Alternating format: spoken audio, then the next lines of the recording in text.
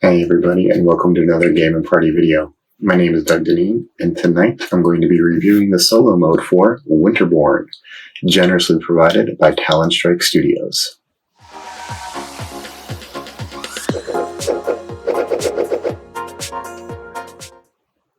Now, the solo play in Winterborne isn't a beat-your-own-score kind of game. There's an opponent that you're fighting against using the back of an unused house board. Now, this is called the Velour. Now, the Velour is very easy to run. They're going to use a deck of cards that you're not using, one of the other houses. You're going to flip the top deck. They're going to line it up with one of these provinces down here and do the action based on which character that card is.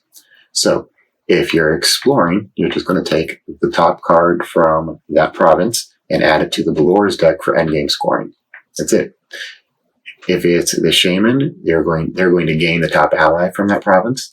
And if it's the Warrior, then they're going to conquer that province. They're going to take a conquer tile. They're going to take a spoil. And if the spoil is one of the characters, they get to go again. Otherwise, their turn's done, and it's back to you. Once you understand what to do for each character, it takes maybe 10 seconds to run the Velour's turn, and then it's back to you. So it's great. It plays quick. Now, something that's added in solo play that's not in multiplayer are the objectives. And this is how you make this an easy, medium, or hard game. You can have 3 objectives to make this an easy game, 4 for a medium game, and 5 for a harder game. And the main difference is the base score that the Velour gets to add to the score they get from the deck that they build. So an easy game, they just get 40 points plus their deck, medium's 50, and hard is 60 points plus their deck. Now, playing this a few times to learn it, before I made my playthrough, I've been playing medium for almost all of it. I think I've beaten it 2 or 3 times. I've probably played a good 7 or 8 times. So it's actually really, really good and pretty difficult to beat, actually. Now, the gameplay components for Winterborne are a mix of wooden tokens and cardboard chits. The player boards are a pretty flimsy cardstock. Definitely should have gone with a thicker board that's really just being a nitpicky kind of thing. The cards themselves have a nice linen finish to them.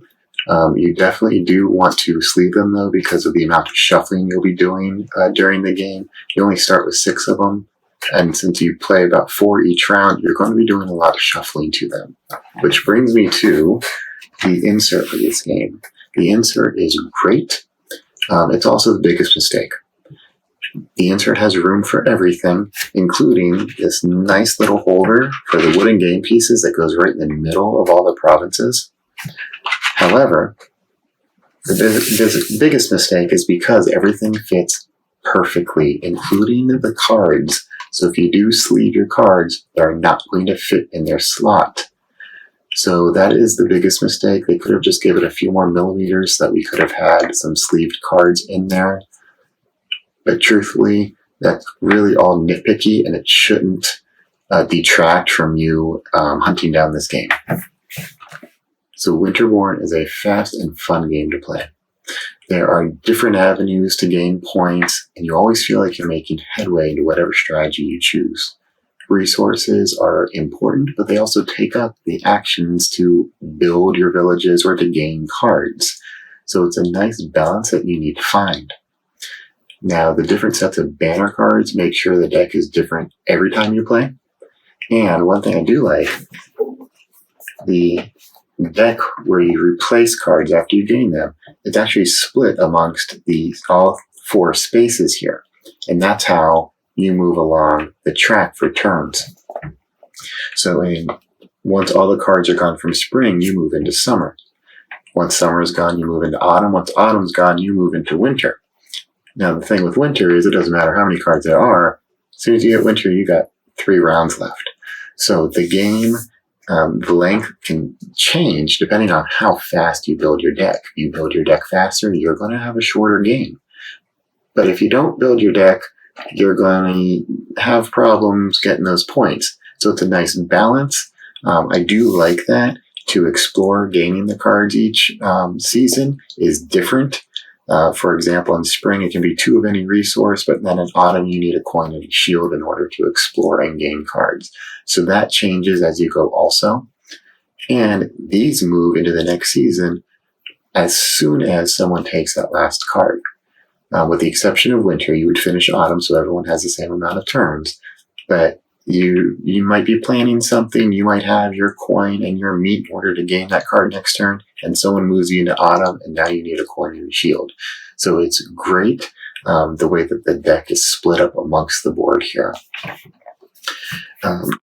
Another nice thing is there's the reserve area. There's certain cards that you can place off to the side and save them for a later hand. Now, you can only have 3 cards, and there's a set of cards called the wild cards that automatically go in your reserve, and they count towards those 3 cards. Now, usually, with the exception of the wild cards, you can take a card from your reserve and add it to your hand whenever you feel like it, and then to be able to create some better combos later on.